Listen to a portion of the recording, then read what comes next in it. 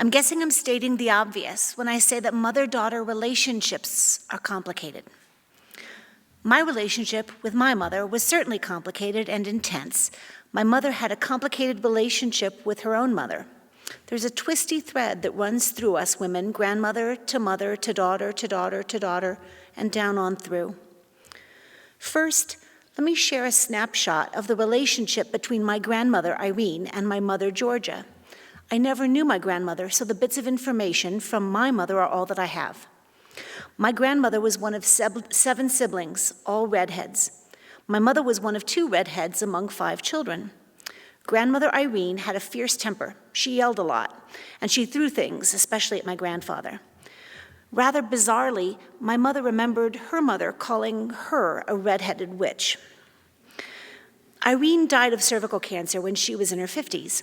My parents, who were graduate students then, helped take care of her, and she endured tremendous pain.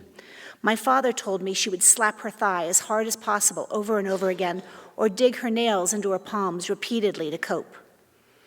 On her deathbed, Grandmother Irene confessed to my mother that many years before, she had fed my mother bug-infested hot cereal when she was a child. In telling me the story, my mother wondered aloud why her mother had felt the need to share this information and described her as cruel. My mother was beautiful and very intelligent. In fact, both of my parents were highly educated and were intolerant of people who were not. My mother was beyond opinionated. She was downright judgmental. Whether it was a heavy woman wearing short shorts or one of her bridge friends having an affair with a married man, she had plenty to say, and she would say it directly to a person's face because she didn't believe in talking behind people's backs. She didn't just burn bridges, she exploded them. And she would tell me the stories of what she had done, the letters she had written, and the damage the letters had caused. She was proud of sticking to her guns. My mother believed that women were absolutely superior to men, and therefore were responsible for the moral standard-keeping of society, since little was to be expected of men. As I hit my teenage years, she gave me lots of freedom, and I took full advantage. But when she found and read my diary, it wasn't the attempt at pot smoking that really distressed her as much as my loss of virginity. Although she was a fervent atheist, in fact, she would invite the Mormon proselytizers in for a good argument. And as I say, she believed women the superior gender. She was also a huge fan of Rush Limbaugh. She admired his tell it like it is, take no prisoners, and never apologize style. She even went to one of his conventions, and I'm unsure why, whether it was out of her own guilt by association or as a conversation starter, she wore a homemade sandwich board proclaiming, "My daughter's a fornicator."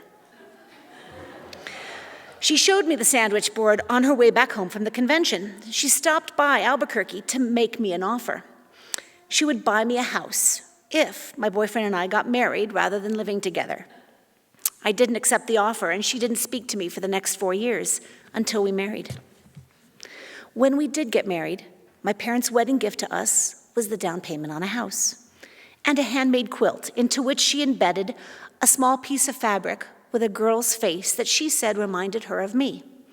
That quilt took hundreds of hours of careful work and is among the many things my mother made and did for me that showed her love. The stories I tell of her may make her sound like a raging wacko, but that really isn't the whole truth, which is much more complicated.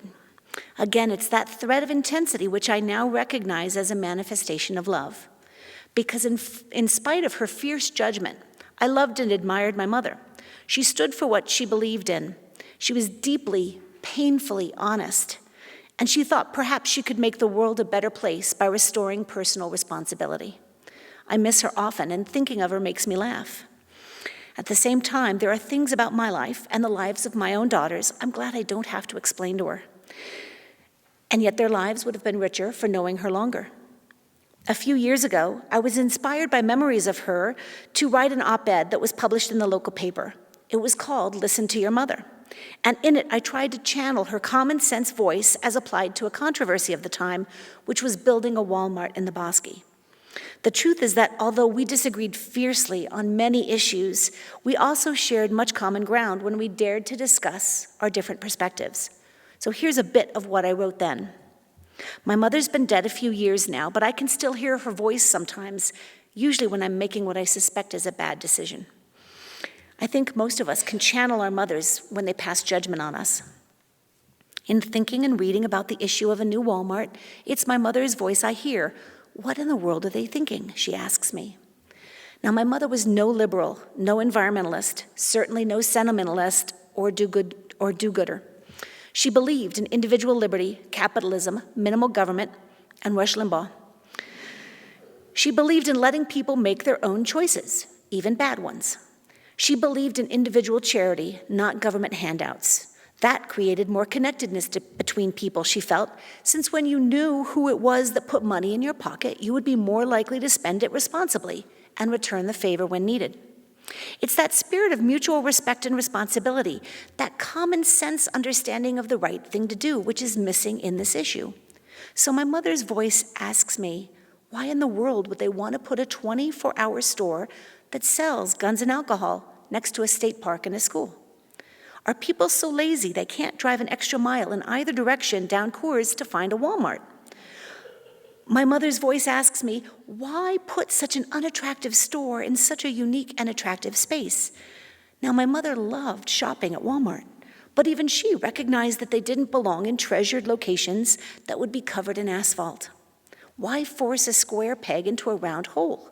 Isn't there something that could make the landowner plenty of money and be a better fit, she asks.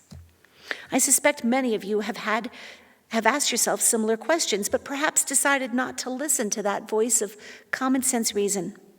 We allow ourselves to be divided by politics, economics, geography, etc. We take sides and we dig in. But the truth is, as my mother always said, there's a lot of common ground to be found between the two sides of any issue. Does building a Walmart on this very special land make good common sense? I don't think so.